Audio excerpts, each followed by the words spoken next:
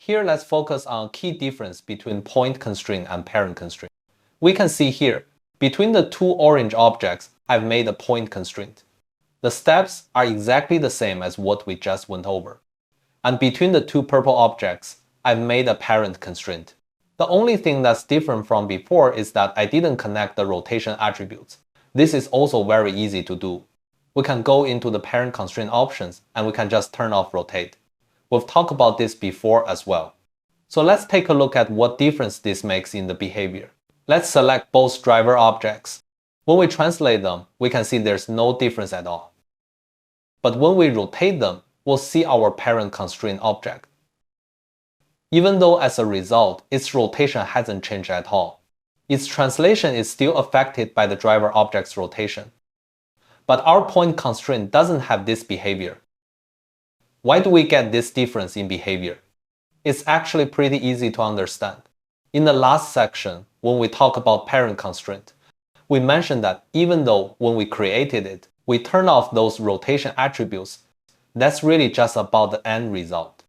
When our parent constraint node does its internal calculations, it just means the final rotation attribute isn't being connected to our driven object.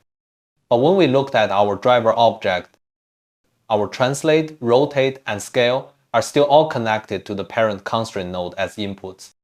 The internal calculation doesn't change at all. The only thing that changes is the final behavior produced by what's connected to our driven object.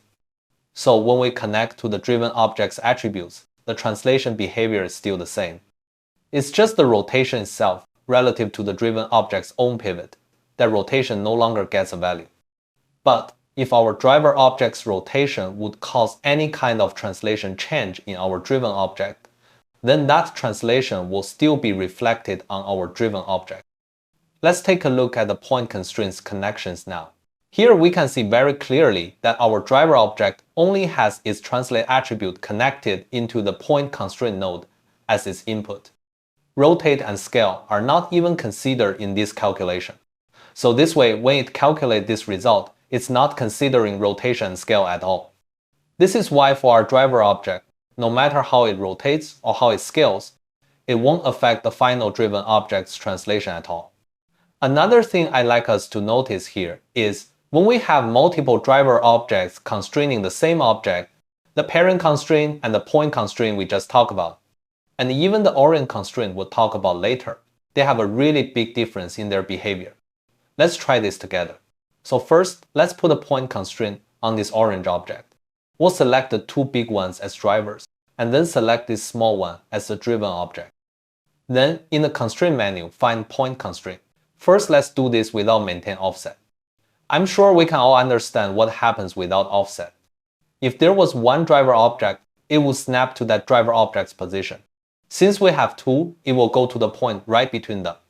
So let's uncheck this and hit apply. And there it is, right between the two objects. Let's do the same thing for the parent constraint. Here we'll notice there's no difference in the effect between them.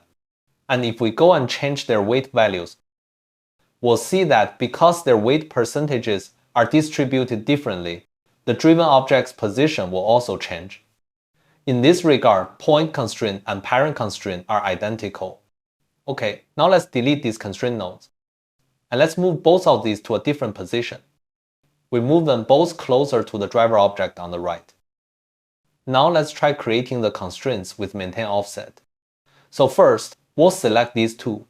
Select our small orange object and do a point constraint. This time we'll check maintain offset. And then the same operation we'll do a parent constraint, also with maintain offset. At first glance, there's no difference here either. But pay attention here. When I modify the weight values of the point constraint, we can see my initial position starts to change. But when I modify the initial weight values of the parent constraint, it doesn't change at all. So why is this?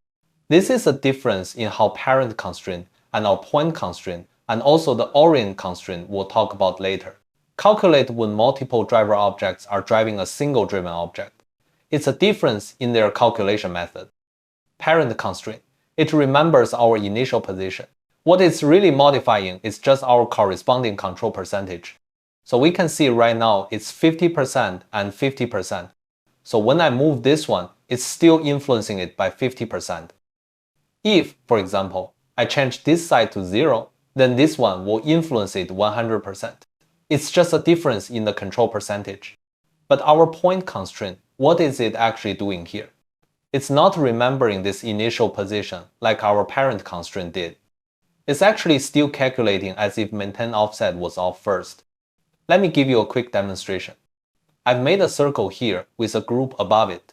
Let's use these two objects to point constrain the group, but without maintaining any offset. We can see here it's placed right in that middle position. We can imagine when we go to change its weight value, it will shift accordingly, either shifting to the left or to the right, depending on the control percentage. And then, because my circle is a child of that group, I can move it around underneath it. So at this point, our circle, if I move it to this position, the same as our object from before. Now we'll see when I modify this weight. My circle, even though its initial starting position was at that driven object's location, when we change the weight value, we're actually changing the weight of its parent's initial position without offset. So at this point, when the parent level changes, its offset will still change. This is basically the logic of our point constraint here. We can see here it has another 3 attributes called offset x, y, z. We can actually see here they're the same as the values shown on my little circle. So how does it calculate this? Just like we said, it first finds their center point, just like without offset. Then it calculates the offset value between that center point and the final position of our object, and puts that value into these offset x, y, z attributes. So as soon as we change our weight values, we're changing their default center point's position. So at that new position, it adds back that offset value we had. And that's why when we change our weight values, our initial position changes. This is different from parent constraint. This also includes the Orient constraint we'll talk about later, and even scale constraint. They all use this same principle. We need to understand this difference from parent constraint. When we go to do more complex rigs later, because of this behavior, we might in different situations choose to use different constraints.